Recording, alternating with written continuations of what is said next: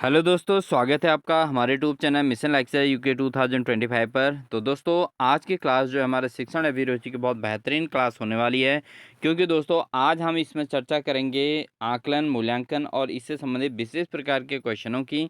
तो बहुत इंपॉर्टेंट ये क्लास होने वाली है दोस्तों, बिना स्किप किए पूरे क्लास को जरूर वॉच कीजिएगा दोस्तों। और साथ ही दोस्तों आपसे रिक्वेस्ट है, अगर आप चैनल पर नए हैं तो चैनल को सब्सक्राइब करके बेल आइकन दबाकर ऑल नोटिफिकेशन ऑन कर लीजिएगा, जिससे लगातार इसी प्रकार की क्लासेस आपको हमारे चैनल के माध्यम से देखने को मिलेंगी। तो बिना देरी किए हुए आज की क्लास को स्टार्ट करते हैं दोस्तों। और वीडियो अच्छी लगे तो लाइक और शेयर करना ना भूलिएगा। तो स्टार्ट करते हैं। पहला क्वेश्चन है दोस्तों हमारा, आकलन मूल्यांकन की। तो दोस्तों, आकलन मूल्यांकन की कौन सी प्रक्रिया है? ऑप्शन है संक्षिप्त प्रक्रिया है, या विस्तृत प्रक्रिया है, या बहुआयामी संकल्पना है, या उपरोक्त में से कोई नहीं। तो दोस्तों, जो असेसमेंट होता है, जो आकलन होता है, वो इवैल्यूएशन की कौन सी प्रोसेस कहलाती है? तो दोस्तों, जो असेसमेंट होते हैं वो मूल्यांकन के लिए एक संक्षिप्त प्रक्रिया होती है दोस्तों। क्या होती है? संक्षिप्त प्रक्रिया होती है आकलन जो है मूल्यांकन की। ठीक है दोस्तों, तो ऑप्शन नंबर ए इसका बिल्कुल सही आंसर हो जाएगा दोस्तों। ठीक है, बढ़ते हैं दोस्तों। अगला क्वेश्चन है दोस्तों, कृष्णा अपनी कक्षा में को क्षेत्र भ्रमण पर ले जाती है, ठीक है, और वापस आने पर अपने विद्यार्थियों के साथ भ्रमण पर चर्चा करती हैं। तो यह किस ओर संकेत करता है? तो दोस्तों, एक अध्यापिका जो अपने बच्चों को, कक्षा को, पूरे क्लास को क्षेत्र भ्रमण पर ले जाती हैं और उसके बाद वापसी में अपने विद्यार्थियों के साथ, अपने जो स्टूडेंट्स हैं उनके साथ उस जो भ्रमण किया है उसी पर चर्चा करती है। तो ये सीखने के किस ओर संकेत करता है? तो दोस्तों, ये जो संकेत करता है वो है सीखने के आकलन की। ठीक है, सीखने के लिए आकलन, यानी कि जो बच्चों ने सीखा है उसका आकलन करना कि आखिर बच्चों ने क्या क्या सीखा। ठीक है, तो यहाँ पर आकलन के लिए सीखना गलत है, आकलन का सीखना गलत है, सीखने का आकलन बिल्कुल गलत है। तो यहाँ पर है सीखने के लिए आकलन। तो ऑप्शन नंबर ए इसका बिल्कुल सही आंसर हो जाएगा दोस्तों। तो दोस्तों, ऐसी क्वेश्चन एग्जाम में पूछे जाते हैं बार बार, इसलिए ऐसे क्वेश्चंस को बिल्कुल अच्छे से डीप स्टडी जरूर करेंगे। ठीक है दोस्तों, तो यहाँ पर दो ऑप्शन आप देख सकते हैं, एक बार फिर समझ लीजिए। यहाँ पर दो ऑप्शन जो है दोस्तों, एक है सीखने के लिए आकलन, एक है सीखने का आकलन। इसमें विषय ध्यान देंगे। आकलन के लिए सीखना है बिल्कुल गलत है, आकलन के लिए कभी सीखा नहीं जाता, और आकलन का सीखना ये भी दोनों, ये दो बिल्कुल रॉन्ग हैं। ये तो कहीं से भी सही नहीं हो सकते, बट इन दोनों में देखिए दोस्तों, थोड़ा सा माइनर मिस डिफरेंस है। सीखने के लिए आकलन इसका सही आंसर होता है जब भी कोई भ्रमण करने के बाद चर्चा परिचर्चा होती है। ठीक है दोस्तों, ऑप्शन नंबर ए इसका बिल्कुल सही आंसर हो जाएगा। बढ़ते हैं दोस्तों अगला क्वेश्चन है दोस्तों, पढ़ाई के दौरान असफल होने वाले विद्यार्थियों का मूल्यांकन निम्न में से किस प्रणाली के अंतर्गत होता है? तो दोस्तों, जो पढ़ाई के दौरान असफल हो जाते हैं ऐसे विद्यार्थियों का मूल्यांकन किस प्रणाली के अंतर्गत होता है? ऑप्शन है रचनात्मक मूल्यांकन प्रणाली, योगात्मक मूल्यांकन प्रणाली, या निदानात्मक मूल्यांकन प्रणाली, या उपरोक्त में से कोई नहीं। तो दोस्तों, जो पढ़ाई के दौरान असफल हो जाते हैं उन विद्यार्थियों के मूल्यांकन किस प्रणाली के अंतर्गत होता है? तो ये होता है दोस्तों आपका निदानात्मक मूल्यांकन प्रणाली के अंतर्गत, क्योंकि उन अभ्यर्थियों का दोबारा से निदान किया जाता है उन समस्याओं का जो बच्चे ने पहले राउंड में नहीं सीखा। अन्य बच्चे क्लास में सफल होकर आगे चले जाते हैं, जो बच्चे असफल हो जाते हैं, इनकी फेल हो जाते हैं, उन अभ्यर्थियों के लिए क्या करना पड़ता है दोस्तों? उनके लिए निदानात्मक उपचार किया जाता है, और फिर मूल्यांकन भी निदानात्मक मूल्यांकन कहलाता है। ठीक है दोस्तों, तो जब आप अध्यापक बन जाएंगे दोस्तों, उसके बाद आप जब विद्यालय में कोई बच्चा आपकी क्लास में असफल होगा तो आपको उसको उपचारात्मक शिक्षण करना पड़ेगा, और उपचारात्मक शिक्षण करने के बाद निदानात्मक मूल्यांकन प्रणाली द्वारा उस बच्चे को सफल घोषित करना पड़ेगा। तो ये ऑप्शन नंबर सी इसका बिल्कुल सही आंसर हो जाएगा दोस्तों। बढ़ते हैं दोस्तों अगले प्रश्न में। अगला क्वेश्चन है दोस्तों, निम्नलिखित में से कौन सा मूल्यांकन सत्र की समाप्ति के बाद होता है? तो दोस्तों, जब सेशन समाप्त हो जाता है तो उसके बाद जो मूल्यांकन होता है उस मूल्यांकन को क्या कहते हैं? ऑप्शन है योगात्मक मूल्यांकन, रचनात्मक मूल्यांकन, निदानात्मक मूल्यांकन, या इनमें से कोई नहीं। तो दोस्तों, जब मूल्यांकन सत्र यानी कि सेशन की समाप्ति के बाद जब मूल्यांकन होता है तो ऐसी मूल्यांकन को कहते हैं योगात्मक मूल्यांकन। दोस्तों, आपने देखा होगा जब भी किसी बच्चे का मूल्यांकन होता है और सेशन कंप्लीट हो जाता है तो उसके बाद जो मूल्यांकन होता है उसको, उसमें क्या होता है दोस्तों, उसके जो सेशन के दौरान की जितनी भी एक्टिविटी थी, उन सभी एक्टिविटी का कंबाइंड रूप में रिजल्ट दिया जाता है, तो उसको कहते हैं हम योगात्मक मूल्यांकन। ठीक है दोस्तों, उम्मीद है आपको समझ में आ रहा होगा। तो अगर वीडियो अच्छी लग रही हो तो लाइक ज़रूर कर दीजिएगा। बढ़ते हैं दोस्तों अगले प्रश्न में। अगला क्वेश्चन है दोस्तों, निम्नलिखित में से कौन सी अधिगम के मूल्यांकन की विशेषता नहीं है? तो दोस्तों कौन सा इसमें से अधिगम के मूल्यांकन की विशेषता नहीं है? ऑप्शन है, यह मूल्यांकन शिक्षा प्राप्ति के बाद किया जाता है। इसमें सूचना को सामान्य रूप के से अंकों और ग्रेडों में रूपांतरित किया जाता है। इसमें सूचना अध्यापक द्वारा एकत्रित की जाती है, या इसमें सूचना छात्रों के द्वारा स्वयं एकत्र की जाती है। तो कौन से अधिगम के मूल्यांकन की विशेषता नहीं है दोस्तों? तो दोस्तों इसमें क्या होता है कि इसमें सूचना को जो बच्चों के द्वारा, छात्रों के द्वारा स्वयं एकत्र की जाती है। किसके द्वारा दोस्तों?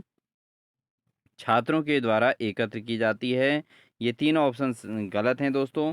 तो कौन सी विशेषता नहीं है कहा गया है, इस आधार पर ये तीनों गलत हैं। अदरवाइज ये तीनों आंसर सही हैं दोस्तों।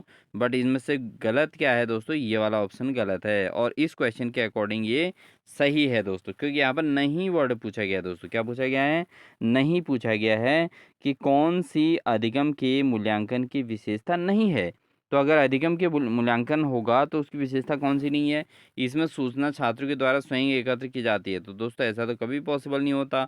छात्रों के द्वारा एकत्र सूचनाओं को कहाँ मूल्यांकन के अंतर्गत रखा जाता है? तो ऑप्शन नंबर डी इसका सही आंसर हो जाएगा। बाकी अन्य जो है बिल्कुल सही हैं। तो ये इस क्वेश्चन के अकॉर्डिंग गलत होंगे। बढ़ते हैं दोस्तों अगले प्रश्न में। अगला क्वेश्चन दोस्तों, वह मूल्यांकन जो विद्यालय परिषदों के दिशा निर्देशों के आधार पर तो किया जाता है, किंतु परिषद यानी कि बोर्ड स्तर पर नहीं किया जाता, उसको क्या कहते हैं? तो दोस्तों जो मूल्यांकन विद्यालय परिषदों के दिशा निर्देशों के आधार पर तो किया जाता है, लेकिन परिषद यानी कि बोर्ड स्तर पर नहीं किया जाता, उसको क्या कहते हैं दोस्तों? तो ऐसे प्रकार के मूल्यांकन को दोस्तों कहते हैं विद्यालय आधारित मूल्यांकन। बहुत आसान सा क्वेश्चन था, क्योंकि ऐसा मूल्यांकन जिसमें जो है विद्यालय के परिषद के द्वारा किया जा रहा है, बट बोर्ड के द्वारा नहीं किया। तो बोर्ड तो निरीक्षण भी करवाता है, अवलोकन भी करवाता है। व्यापक मूल्यांकन बोर्ड के द्वारा ही होता है दोस्तों। विद्यालय आधारित मूल्यांकन में क्या होता है कि विद्यालय के दिशा निर्देशों के आधार पर होता है, तो उसको विद्यालय आधारित मूल्यांकन कहते हैं। बढ़ते हैं दोस्तों अगले प्रश्न में। अगला प्रश्न है, अधिगम में आकलन किस लिए किया जाता है, आवश्यक होता है? तो अधिगम में आकलन किस लिए आवश्यक होता है दोस्तों? ऑप्शन है, ग्रेड और अंकों के लिए, जांच परीक्षण के लिए, प्रेरणा के लिए, या पृथक्करण और श्रेणीकरण के उद्देश्य को प्रोत्साहन देने के लिए। तो अधिगम में जो आकलन है वो किसके लिए आवश्यक होता है दोस्तों? तो ये होता है दोस्तों प्रेरणा के लिए। ठीक है, अधिगम में आकलन की प्रक्रिया जो है किसके लिए आवश्यक होती है? ये होती है प्रेरणा के लिए। अधिगम में आकलन बहुत ही आवश्यक है दोस्तों, क्योंकि इससे क्या होता है, बच्चा प्रेरित होता है। ठीक है, केवल अंक और ग्रेड के लिए नहीं होता दोस्तों ये, कि अंक दे दें, ग्रेडिंग कर दें और बच्चा खुश हो जाएगा, ऐसा नहीं। इससे क्या हो जाता है, बच्चा मोटिवेटेड होता है, प्रेरित होता है, सेल्फ मोटिवेटेड होता है कि हाँ मैंने ये काम अच्छा किया, इसलिए मैं अच्छा आगे ऐसा करूँगा। और अगर वो गलत हो जाता है तो उससे क्या सीखता है, उससे अपनी बुराइयों को दूर करता है। तो इसलिए प्रेरणा के लिए जो है अधिगम में आकलन बहुत ही आवश्यक है। बढ़ते हैं दोस्तों अगले प्रश्न में। अगला क्वेश्चन है दोस्तों, आजकल विद्यालय आधारित मूल्यांकन की चर्चा की जाती है। इसके अंतर्गत अध्यापकों को विद्यार्थियों के बारे में निम्नलिखित से क्या जानने का अवसर प्राप्त होता है? तो दोस्तों जब विद्यालय आधारित मूल्यांकन होता है, तो ऐसी स्थिति में इसके अंतर्गत अध्यापकों को विद्यार्थियों के बारे में निम्नलिखित में से क्या जानने का अवसर प्राप्त होता है? क्या वे क्या सीखते हैं, क्या सोचते हैं और वे कैसे सीखते हैं? तो दोस्तों अगर बात करें यहाँ पर, तो बच्चे के बारे में अगर जानना है तो बच्चे के बारे में वो क्या सीखते हैं ये भी देखना ज़रूरी है। वो क्या सोचते हैं ये भी जानना ज़रूरी है। उसके अलावा वे कैसे सीखते हैं, यानी कि उनके सीखने की प्रोसेस क्या है, कैसे वो सीखेंगे, ये सब कुछ जानना मूल्यांकन के अंतर्गत आता है दोस्तों। इसलिए जो है इसके ऑप्शन नंबर तीनों सही हैं दोस्तों। आप देखते हैं दोस्तों यहाँ पर कूट में क्या-क्या दिया गया है। कूट में दिया गया है दोस्तों केवल ए,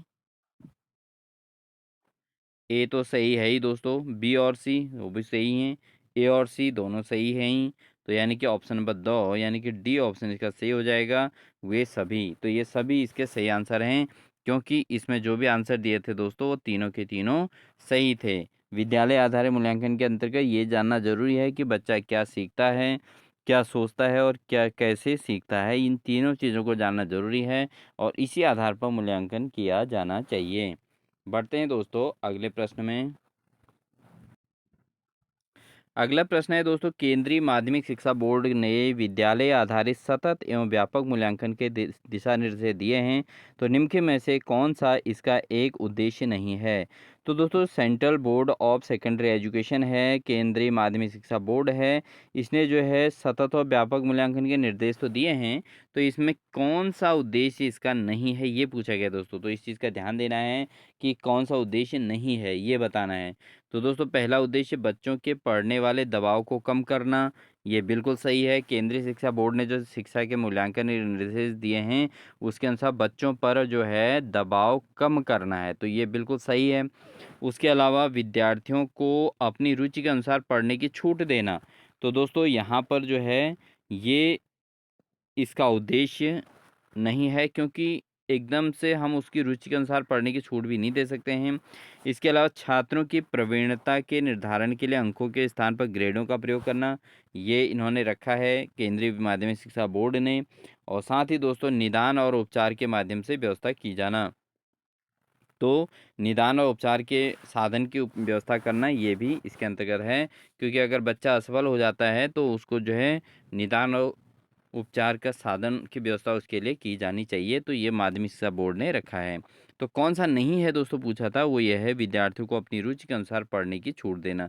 तो रुचि के अनुसार पढ़ने की छूट तो देने की बात इन्होंने केंद्रीय शिक्षा बोर्ड ने नहीं कहा है दोस्तों, लेकिन बच्चों के साथ मित्रतापूर्व व्यवहार करने की बात कही है, ठीक है।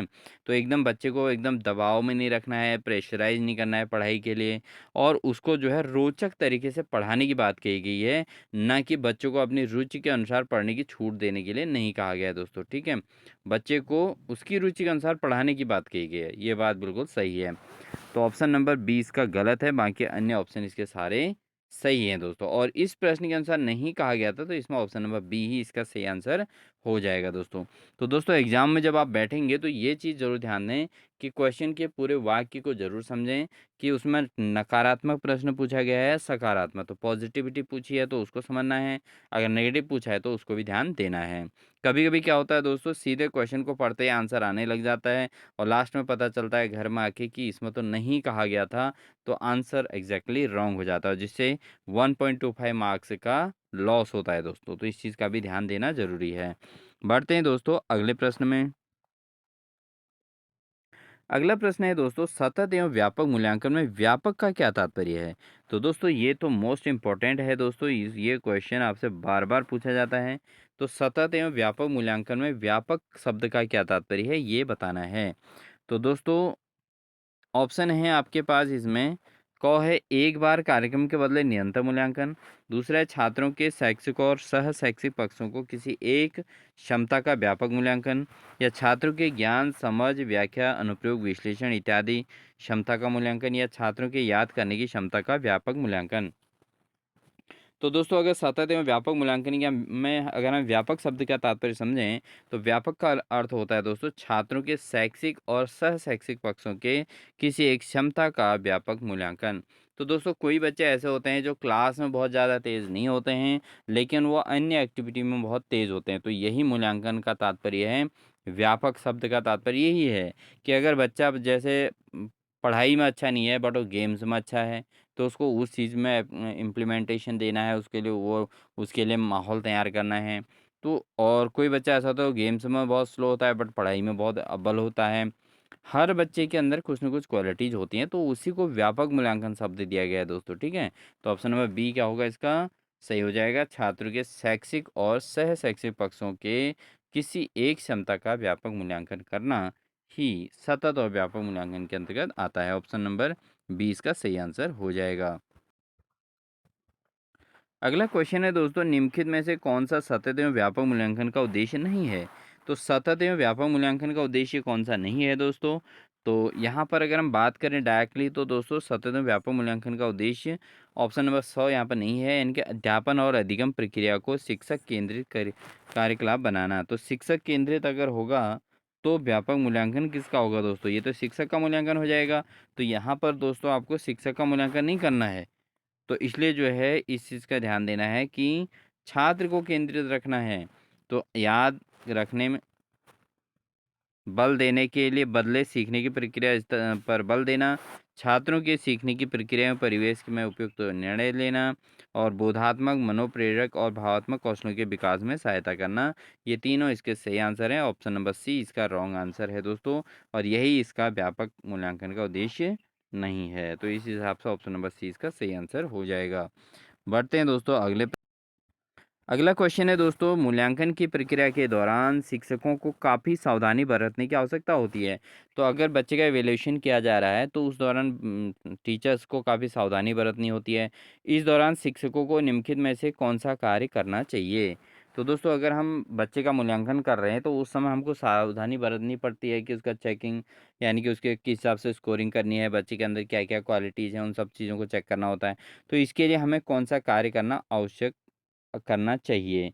तो दोस्तों हमें ये करना चाहिए कि छात्रों की को फीडबैक उपलब्ध कराना, यानी कि बच्चों को जो हमने पढ़ाया है उसका फीडबैक लेना ज़रूरी है ताकि वे बेहतर ढंग से आगे कार्य कर सकें। तो ये इसका मूल्यांकन की प्रक्रिया के दौरान शिक्षकों को सावधानी से करना चाहिए। ठीक है दोस्तों, तो ऑप्शन नंबर ए इसका बिल्कुल सही आंसर हो जाएगा। अगला क्वेश्चन है दोस्तों, पारंपरिक बाह्य परीक्षा की तुलना में वर्तमान समय में विद्यालय आधारित मूल्यांकन को सुदृढ़ करने की आवश्यकता क्यों है?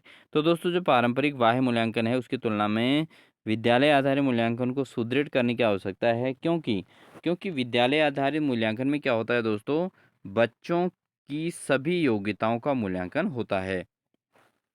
ठीक है?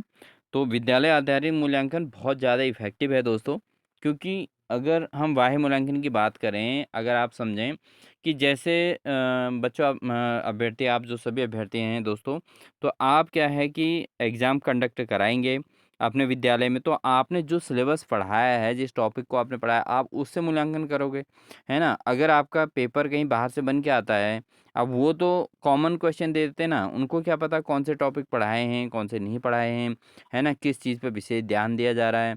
1 हफ्ते के अंदर आपने क्या चीज़ पढ़ाया है, अब वो तो कॉमनली क्वेश्चन बना देंगे। तो उसके आधार पर अगर हम बच्चे को मार्किंग करेंगे, तो स्कोरिंग कैसे बच्चा कर पाएगा? तो वो एक इफ़ेक्टिव मूल्यांकन नहीं है। तो इसलिए क्या करना चाहिए? विद्यालय आधारित मूल्यांकन को ज़्यादा महत्व देना चाहिए। पारंपरिक बाह्य परीक्षा की तुलना में विद्यालय आधारित मूल्यांकन, जो उसके एनुअल रिकॉर्ड हैं, जो उसकी विद्यालय की एक्टिविटी हैं, क्लास में जो टाइमिंग वो बच्चा पढ़ रहा है, उस बीच उसको क्या ज़्यादा गेन हो रहा है, क्या नहीं हो रहा है, तो इन चीज़ों पर मूल्यांकन ज़्यादा इफ़ेक्टिव है। इसलिए विद्यालय आधारित जो है मूल्यांकन सुदृढ़ बनाने की आवश्यकता होती है दोस्तों, ठीक है?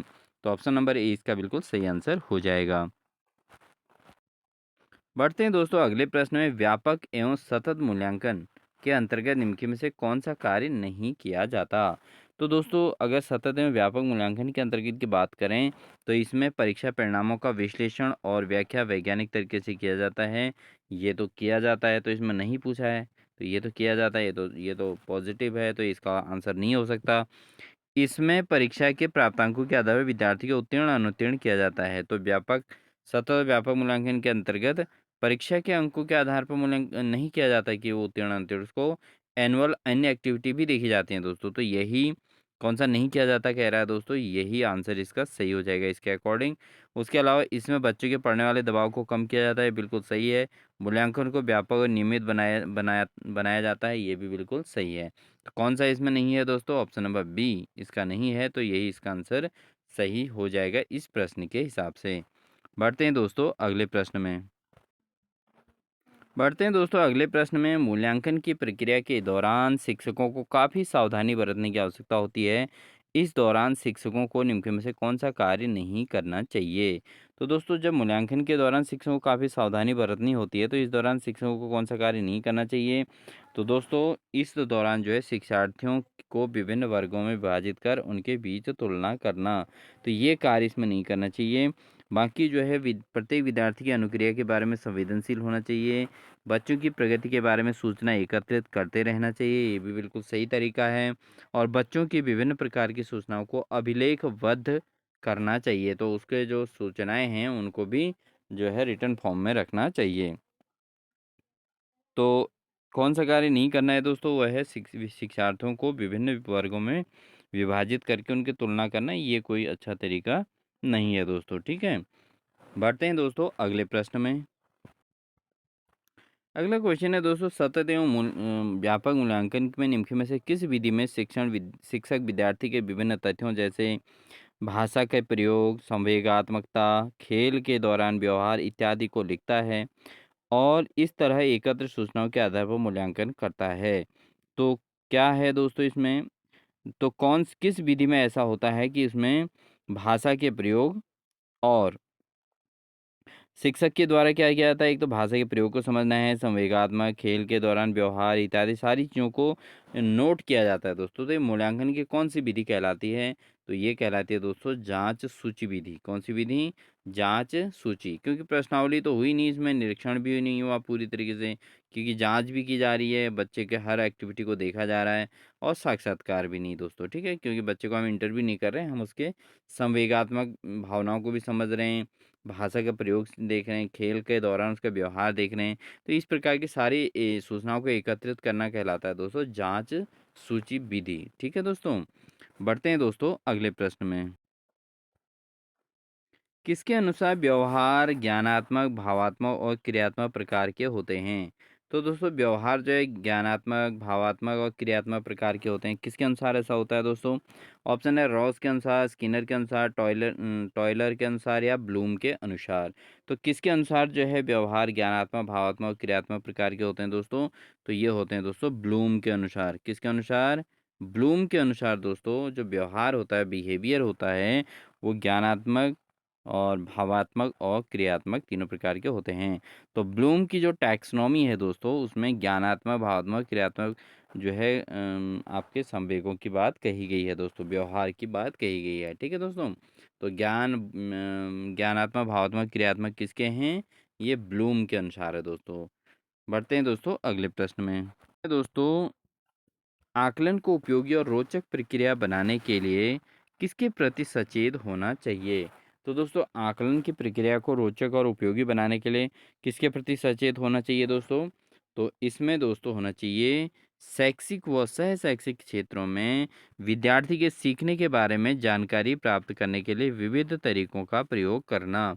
तो दोस्तों जो आकलन के उपयोगी और रोचक प्रक्रिया बनाना है, तो उसके लिए एक तो शैक्षिक और सह शैक्षिक क्षेत्रों में विद्यार्थी के सीखने के बारे में जानकारी प्राप्त करने के लिए विविध तरीकों का प्रयोग करने के प्रति सचेत होना चाहिए दोस्तों, ठीक है।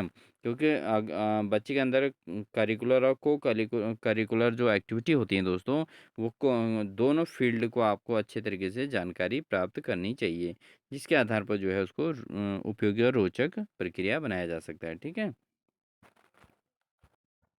बढ़ते हैं दोस्तों अगले प्रश्न में। विद्यालय आधारित आकलन मुख्य रूप से किस सिद्धांत पर आधारित है? तो दोस्तों जो विद्यालय आधारित आकलन है, वो किस सिद्धांत पर आधारित है दोस्तों? तो ये है दोस्तों आपका बाह्य परीक्षकों की अपेक्षा शिक्षक अपने शिक्षार्थियों की क्षमताओं को बेहतर जानते हैं। तो दोस्तों जो विद्यालय आधारित मूल्यांकन है, उसमें क्या कहा गया है कि विद्यालय जो बाह्य परीक्षक आते हैं, जो बाहर से टीचर आते हैं, उनके कंपेयर में विद्यालय के जो टीचर हैं, वो बच्चों की क्षमताओं को बहुत अच्छे बेहतर तरीके से जानते हैं, इसलिए वो सबसे बेस्ट आकलन कर सकते हैं। तो ये चीज़ को आपने भी ध्यान देना है कि बाह्य परीक्षकों को महत्व नहीं देना है और जो विद्यालय के शिक्षक हैं, उनके द्वारा मूल्यांकन को महत्व दिया जाना चाहिए। इसका कारण क्यों है? क्योंकि जो विद्यालय के शिक्षक होते हैं, वो उस बच्चे के एनुअल पूरे रिकॉर्ड को जानते हैं, तो उसके हर एक्टिविटी से परिचित होते हैं। बढ़ते हैं दोस्तों अगले प्रश्न में। दोस्तों अगर वीडियो अच्छी लगी हो तो लाइक ज़रूर कर दीजिएगा, क्योंकि इसी प्रकार के क्वेश्चंस आपको एग्जाम में देखने को मिलेंगे जो आपको काफ़ी घुमावदार प्रतीत होंगे। और दोस्तों क्या होता है कि एग्जाम में थोड़ा क्वेश्चन लेंथी इसी प्रकार से आते हैं, जिनमें सेंटेंस बड़े आते हैं, तो वो उस समय पढ़ने के लिए हेल्पफुल नहीं होते हैं। इसलिए आपके पास ऐसा मेथड होना चाहिए कि आप पहले ऑप्शन को पढ़ें, दूसरे में अगर आपको सही एग्जैक्ट पता है, तो आप सीधे दूसरे वाले को टिक करेंगे, नीचे के 2 ऑप्शन पढ़ने का समय बर्बाद नहीं होगा एग्ज़ाम में, समझ गए दोस्तों? तो इसलिए इस चीज़ का भी आपने ध्यान देना है, प्रिपरेशन को मजबूत बनाइए इसी आधार पर। बढ़ते हैं दोस्तों अगले प्रश्न में। अगला क्वेश्चन है दोस्त बढ़ते हैं दोस्तों अगले प्रश्न में। अगला प्रश्न है सीखने के लिए आकलन निम्नलिखित का ध्यान है सिवाय। तो दोस्तों इनमें से कौन-सी ऐसी चीज़ है जिसमें सीखने के लिए आकलन में ध्यान दिया जाता है, बाकी अन्य में नहीं दिया जाता? तो सी विद्यार्थी की त्रुटियों का ध्यान दिया जाता है सीखने के लिए आकलन में, विद्यार्थी के अधिगम शैलियों में ध्यान दिया जाता है, विद्यार्थी की क्षमताओं का ध्यान दिया जाता है। लेकिन विद्यार्थी की क्या आवश्यकताएँ हैं, इन आवश्यकताओं की ओर कोई ध्यान नहीं दिया जाता। तो ऑप्शन नंबर ए इसका सही हो जाएगा, बाकी ये तीनों ऑप्शन वैसे सही हैं दोस्तों, बट यहाँ पे सिवाय शब्द पूछा है, सिवाय मतलब किसके बिना, ठीक है दोस्तों? तो विद्यार्थियों की आवश्यकताओं को ध्यान दिए बिना सीखने के लिए आकलन में विद्यार्थी को त्रुटियों का भी ध्यान देना होता है, विद्यार्थियों की अधिगम शैलियों का भी ध्यान देना होता है कि किस विधि से वो जल्दी सीख रहा है। इसके अलावा विद्यार्थियों की क्षमताओं का भी ध्यान दिया जाता है। तो ऑप्शन नंबर इसके हिसाब से ऑप्शन नंबर ए सही हो जाएगा, बाकी अन्य प्रश्नों के हिसाब से ऑप्शन नंबर बी, सी और डी तीनों सही हैं दोस्तों। बढ़ते हैं अगले प्रश्न में। अगला क्वेश्चन है दोस्तों विद्यालय आधारित आकलन। तो विद्यालय आधारित जो आकलन है दोस्तों वो क्या कराता है, वो परिचित वातावरण में अधिक सीखने में सभी शिक्षार्थियों की सहायता करता है। तो दोस्तों जो परिचित वातावरण का मतलब है कि विद्यालय का जो डेली का माहौल है, उस माहौल में अधिक सीखने के लिए शिक्षार्थी की हेल्प करता है विद्यालय आधारित आकलन। ठीक है दोस्तों, क्योंकि बच्चा अगर एक ही माहौल में रहेगा तो वहाँ पर वो अच्छे से कॉन्फिडेंस से अपना काम को कर सकता है दोस्तों। ऑप्शन नंबर डी इसका बिल्कुल सही आंसर हो जाएगा।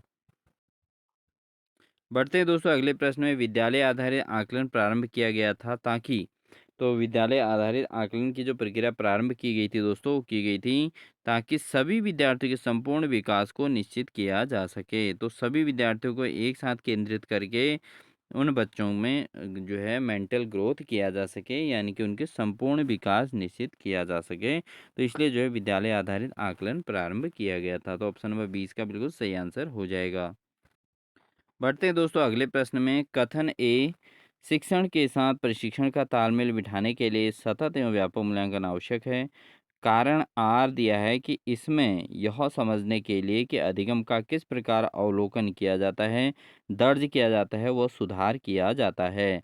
तो कथन और कारण यहाँ पर क्वेश्चन है दोस्तों। तो दोस्तों इसका जो सही अगर हम बात करें तो शिक्षण के साथ प्रशिक्षण का तालमेल बैठाने के लिए सतत मूल्यांकन आवश्यक है। तो कथन ए जो है यहाँ पर अगर हम बात करें तो कथन ए तो गलत है, लेकिन कथन आर की अगर हम बात करें तो इसमें समझने के लिए अधिगम का किस प्रकार अवलोकन किया जाए, दर्ज किया जाता है, वो सुधार किया जाता है। तो दोस्तों ये जो है व्यापक मूल्यांकन में क्या होता है कि अधिगम का किस प्रकार अवलोकन किया जाता है और दर्ज किया जाता है और उसके बाद सुधार किया जाता है। तो इसके हिसाब से देखें तो दोस्तों कथन ए तो आपका रॉन्ग है, बट जो आर है वो सही है। तो कौन सा ऑप्शन सही हो जाएगा दोस्तों? इसका ऑप्शन नंबर सी सही हो जाएगा दोस्तों, 100 वाला ऑप्शन सही हो जाएगा, क्योंकि ए गलत है और आर क्या है इसका सही है। ठीक है, तो ऑप्शन नंबर सी इसका बिल्कुल सही आंसर हो जाएगा दोस्तों। बढ़ते हैं दोस्तों अगले प्रश्न में। गणित में अधिगम निर्योग्यता का आकलन निम्न में से किस परीक्षण द्वारा सर्वाधिक उचित तरीके से किया जा सकता है? तो गणित में अगर अधिगम निर्योग्यता का आकलन करना है तो दोस्तों कौन से उचित तरीका रहेगा? तो गणित में दोस्तों हमेशा किस विधि का होता है, वो होता है निदानात्मक परीक्षण। तो ऑप्शन नंबर 20 का बिल्कुल सही आंसर हो जाएगा दोस्तों। ठीक है, गणित में अगर कोई भी चीज़ का आकलन करना है, किसी की निर्योग्यता का आकलन करना है, तो दोस्तों पहले उसको क्या करना पड़ेगा? पहले उसको उपचारात्मक परीक्षण देना पड़ेगा, उसके बाद फिर उसका निदानात्मक परीक्षण करना होगा। उपचारात्मक परीक्षण करना पड़ता है दोस्तों, उपचारात्मक उसका उसको जो है हेल्प करनी पड़ती है और फिर निदानात्मक परीक्षण किया जाता है। ठीक है, पहले इस तरीके से होता है। बढ़ते हैं दोस्तों अगले प्रश्न में। अगला प्रश्न है दोस्तों, निम्न में से कौन सा आकलन करने का सर्वाधिक उपयुक्त तरीका है? तो दोस्तों आकलन करने का सबसे उपयुक्त तरीका क्या है कि आकलन शिक्षण अधिगम में अंतर्निहित प्रक्रिया है। ठीक है, ये शिक्षण अधिगम प्रक्रिया में अंतर्निहित एक प्रोसेस है, तो यही आकलन है दोस्तों। ठीक है, तो ऑप्शन नंबर ए इसका बिल्कुल सही आंसर हो जाएगा। अगला क्वेश्चन दोस्तों, निम्नलिखित में से कौन सा सतत एवं व्यापक मूल्यांकन से संबंधित नहीं है? तो दोस्तों अगर इसमें देखें हम सतत और व्यापक मूल्यांकन से संबंधित कौन सा नहीं है, तो इसके लिए हमें ये देखना है कि कौन सा है। इसको देख लेते हैं। ये बच्चों को धीमे, खराब और बुद्धिमान के रूप में चिन्हित करने में उपयोगी होता है। तो सतत और व्यापक मूल्यांकन से ये भी क्लियर हो जाता है कि जो धीमी बुद्धि वाले हैं, खराब बुद्धि वाले हैं या बुद्धिमान बच्चे हैं, उनको चिन्हित किया जा सकता है। इसके अलावा यह शिक्षण अधिगम प्रक्रिया का एक अभिन्न अंग है, ये भी बिल्कुल सही है। यह विभिन्न शिक्षा क्षेत्रों में बच्चों की उपलब्धि पर केंद्रित होता है। ये भी बिल्कुल सही है। तो ये तो तीनों सतत में व्यापक मूल्यांकन के संबंधित हैं, बट कौन-सा नहीं है पूछा गया है। यहाँ कहा गया इसे भारत के शिक्षा के अधिकार अधिनियम द्वारा अनिवार्य किया गया है। तो ऐसा बिल्कुल भी नहीं है दोस्तों कि शिक्षा अधिकार के अधिनियम द्वारा इसको अनिवार्य किया गया है सतत और व्यापक मूल्यांकन। तो ये इसका ऑप्शन जो है सही नहीं है। तो इस हिसाब से देखा जाए तो ऑप्शन नंबर बी इसका सही है, बाकी अन्य सही इसके इस प्रश्न के अकॉर्डिंग नहीं है। अदरवाइज़ यही तीनों फैक्ट जो हैं दोस्तों इस सतत व्यापक मूल्यांकन के मुख्य बिंदु होते हैं दोस्तों, ठीक है? तो ये सही है वैसे सतत व्यापक मूल्यांकन के दृष्टिकोण से। बढ़ते हैं दोस्तों अगले प्रश्न में मूल्यांकन को क्या होना चाहिए? तो मूल्यांकन को होना चाहिए दोस्तों शिक्षण अधिगम प्रक्रिया का एक भाग होना चाहिए, ठीक है? जो मूल्यांकन है वो क्या होना चाहिए? वो शिक्षण अधिगम प्रक्रिया का एक भाग होना ज़रूरी है, ठीक है दोस्तों? मूल्यांकन क्या है? शिक्षण अधिगम प्रक्रिया का ही एक अंग है। तो ऑप्शन नंबर सी इसका बिल्कुल सही आंसर है। अगला क्वेश्चन है दोस्तों मूल्यांकन पद्धतियों का लक्ष्य होना चाहिए। तो जो मूल्यांकन पद्धतियां हैं उनका क्या लक्ष्य होना चाहिए दोस्तों? इनका लक्ष्य होना चाहिए कि विद्यार्थियों की आवश्यकताओं की पहचान करना। तो दोस्तों जो मूल्यांकन पद्धतियां होनी चाहिए उनका टारगेट क्या होना चाहिए कि विद्यार्थियों की आवश्यकताओं को पहचानना कि विद्यार्थी क्या जानना चाह रहे हैं, क्या उनमें कमियां हैं, ठीक है? तो इन चीज़ों को पहचानना जो है मूल्यांकन पद्धतियों का लक्ष्य होना चाहिए। बढ़ते हैं दोस्तों अगले क्वेश्चन में। अगला है निम्न में से कौन सा कथन सतत और व्यापक मूल्यांकन के संदर्भ में सही नहीं है? तो दोस्तों जो कथन सही नहीं है ये पूछा गया है।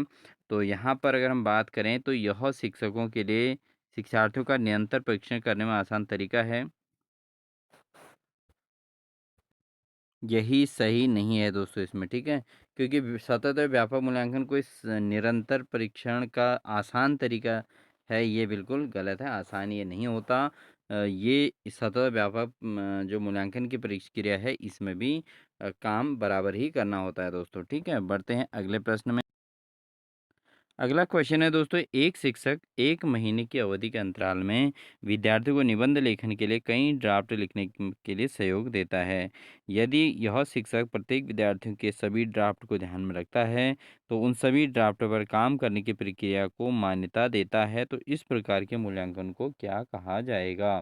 तो दोस्तों जिस प्रोसेस में जो है टीचर पूरे 1 महीने तक ड्राफ्ट लिखने के लिए सहयोग दें और उसके बाद प्रत्येक विद्यार्थी के सभी ड्राफ्ट को ध्यान में रखते हैं और उसके बाद ड्राफ्ट पर काम करने की प्रक्रिया को मान्यता देते हैं। तो इस प्रकार की प्रोसेस को कहा जाता है दोस्तों रचनात्मक। क्या कहा जाता है? यानी कि टीचर जो है क्रिएटिव हैं, हर प्रॉब्लम्स को जो है फेस करने के लिए तैयार हैं। तो ऑप्शन नंबर सी इसका बिल्कुल सही आंसर हो जाएगा दोस्तों। अगला क्वेश्चन है दोस्तों कथन और कारक का। और जो कथन कारक के क्वेश्चन है दोस्तों ये तो बहुत ज़्यादा इम्पोर्टेंट हो रहे हैं आज के समय पेपर में। तो कथन है ए शिक्षकों को बच्चों का आकलन करने के लिए विभिन्न प्रकार के आकलन तकनीक और विधियों का प्रयोग करना चाहिए। तो ये तो बिल्कुल सही है दोस्तों क्योंकि शिक्षकों को जो है बच्चों का आकलन करना है तो अलग अलग प्रकार के आकलन विधियों का तकनीकियों का यूज़ करना चाहिए। दूसरा है कोई भी एक मूल्यांकन तकनीक बच्चे की प्रगति और विकास के क्षेत्र में के बारे में जानकारी प्रदान करने में सक्षम नहीं है। तो दोस्तों अगर हम एक सिंगल जो है टेक्निक का यूज़ करें तो उसी के द्वारा सीधे मूल्यांकन हो जाए ऐसा ज़रूरी नहीं है। क्योंकि हर बच्चे में अलग अलग गुण होते हैं, अलग अलग उसके अंदर जो है क्वालिटीज़ होती हैं। तो इस आधार पर जो है एक ही तकनीक जो है सक्षम नहीं है। तो ये कथन भी बिल्कुल कारक भी बिल्कुल सही है। तो दोस्तों यहाँ पे क्या होगा कि कथन ए और आर दोनों सही हैं और आर ए की सही व्याख्या करता है। तो आर जो है ए की सही व्याख्या करता है कि अलग अलग विधियों का प्रयोग करना चाहिए, एक ही विधि सक्षम नहीं है। तो दोनों ऑप्शन इसमें बिल्कुल ए और आर दोनों कथन सही हैं और आर जो है ए की सही व्याख्या कर रहा है। तो ऐसा क्वेश्चन दोस्तों एग्जाम आपको देखने को मिलेगा। हो सकता है कि मूल्यांकन से यही क्वेश्चन एग्जाम में आ जाए। तो इसको आप ज़रूर अच्छे तरीके से क्लियर करके चलेंगे। बढ़ते हैं दोस्तों अगले प्रश्न में निम्नलिखित में से कौन शिक्षार्थियों को उनके सीखने का स्वयं मूल्यांकन करने और उनके समक्ष की जांच करने में सहायता करता है? तो उनकी समक्ष नहीं है दोस्तों, ये उनकी क्षमता है। तो उनकी क्षमता की जांच करने में सहायता करता है। कौन सा ऐसा वह है? तो इसका जो सही आंसर है दोस्तों वह है अधिसंज्ञान। ठीक है दोस्तों। तो अधिसंज्ञान क्या होता है दोस्तों? ये शिक्षार्थियों को उनके सीखने और स्वयं मूल्यांकन करने में जो है उनकी उनकी समझ की जाँच करने में सहायता करता है। तो यहाँ पर समझ है दोस्तों, सक्षम नहीं है, क्या है ये? समझ है दोस्तों, ठीक है? तो अधिसंज्ञान जो होता है दोस्तों, उनकी समझ को और उनके मूल्यांकन को, स्वयं मूल्यांकन करने की समझ को विकसित करता है और उनकी जाँच करता है दोस्तों, ठीक है? ऑप्शन नंबर ए इसका बिल्कुल सही आंसर है। बढ़ते हैं दोस्तों अगले प्रश्न में, निम्नलिखित में से कौन सी स्थिति सीखने के लिए आकलन को नहीं दर्शाती? तो कौन सी स्थिति ऐसी है जो सीखने के लिए आकलन को नहीं दर्शाती? तो दोस्तों प्रदर्शन बढ़ाने के लिए छात्रों की भी लगातार तुलना की जाती है, ये सीखने के लिए आकलन को नहीं बढ़ाती है, आकलन को नहीं दर्शाती है। अदरवाइज आकलन की प्रोसेस की अगर हम बात करें तो छात्र सक्रिय रूप से सोचते हैं कि वे कहाँ हैं, वे कहाँ जा रहे हैं और वह कहाँ कैसे पहुँचते हैं। तो कहाँ, कैसे और ये चीज़ों को बच्चा तभी सीखता है। साथ ही जो है शिक्षक सीखने की सुसाधित करने के लिए रचनात्मक गुणात्मक प्रतिक्रिया देते हैं और रचनात्मक मूल्यांकन के कई तरीके जैसे सहकर्मी और स्व मूल्यांकन का उपयोग किया जाता है। तो ये जो है तीनों चीज़ें इसमें दर्शाई जाती हैं, बट आकलन में कौन सी प्रदर्शन नहीं होता? प्रदर्शन बढ़ाने के लिए छात्रों की भी लगातार तुलना की जाती है, ये जो है आकलन को नहीं दर्शाती। बढ़ते हैं दोस्तों आज की क्लास के अंतिम क्वेश्चन में। अंतिम क्वेश्चन है, सीखने के आकलन के अतिरिक्त सीखने के लिए आकलन। तो दोस्तों बहुत ज़्यादा इंपॉर्टेंट ये क्वेश्चन है, इसको आप सीखने के लिए और सीखने में तो दोनों चीज़ों को ज़रूर करना है। एक तो है सीखने के आकलन और एक है सीखने के लिए आकलन सुनिश्चित करने के लिए एक शिक्षक को चाहिए कि। तो सीखने के लिए आकलन के अतिरिक्त सीखने के लिए आकलन सुनिश्चित करने के लिए एक शिक्षक को क्या चाहिए दोस्तों? शिक्षक को चाहिए दोस्तों शिक्षण अधिगम की दैनिक प्रक्रिया में आकलन को शामिल करें। तो अगर सीखने के आकलन के अतिरिक्त अगर सीखने के लिए आकलन करना है तो शिक्षण अधिगम की दैनिक प्रक्रिया में आकलन प्रोसेस को शामिल करना पड़ेगा। तो अध्यापक अगर डेली जो चीज़ पढ़ा रहे हैं और उसका आकलन भी कर लें तो उससे क्या होगा, बच्चे के सीखने के लिए आकलन कहलाएगा, क्योंकि उसके आधार पर टीचर दूसरे दिन इम्प्लीमेंट करके बच्चे को और बेहतर ढंग से पढ़ाएंगे। तो ऑप्शन नंबर बी इसका सही आंसर हो जाएगा दोस्तों। दोस्तों आई होप आपको हमारी क्लास अच्छी लगी होगी, क्योंकि आज हमारा आकलन का टॉपिक था। थोड़ा टॉपिक क्रिटिकल रहता है दोस्तों, एग्ज़ाम में भी इसके ऑप्शन जो होते हैं काफ़ी दिक्कतें पैदा करते हैं, इसलिए इस टॉपिक को आप बहुत अच्छे से स्टडी करके चलेंगे, क्योंकि 2 क्वेश्चन आपको आकलन से मिलने वाले हैं एग्ज़ाम में।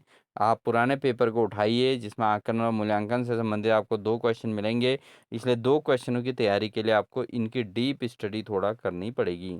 ठीक है दोस्तों? तो दोस्तों उम्मीद है आपको हमारी क्लास अच्छी लगी होगी, और अगर क्लास अच्छी लगी है तो वीडियो को लाइक कर दीजिएगा। साथ ही चैनल पर नए हैं तो चैनल को सब्सक्राइब कर लीजिएगा, साथ ही बेल आइकन दबाकर ऑल नोटिफिकेशन ऑन कर लीजिएगा, जिससे लगातार इसी प्रकार की क्लासेस हमारे द्वारा आपको डेली 6 बजे इवनिंग पर आपको देखने को मिलेंगी। मिलते हैं आपको एक नेक्स्ट बेहतरीन क्लास के साथ, तब तक के लिए अपने प्रिपरेशन को मजबूत कीजिए। इन्हीं सभी बातों के साथ दोस्तों wish you all the best.